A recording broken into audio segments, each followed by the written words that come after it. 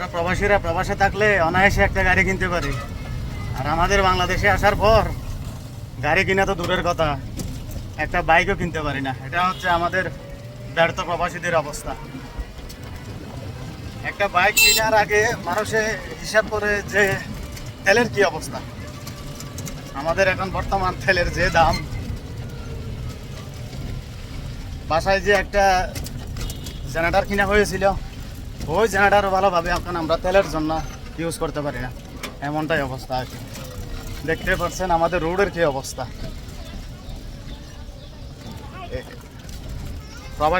প্রবাসীরা সবসময় বলে যে এই যে আমাদের দেশে উন্নয়ন, অনেক উন্নয়ন, এগুলা হচ্ছে আমাদের দেশের উন্নয়নের নমুনা। আর ডিজিটাল দেশের রিক্সা কীরকম হয় একটু দেখেন আপনারা। এটা হচ্ছে ডিজিটাল দেশের রিক্সা। কি বলেন ভাই আপনি?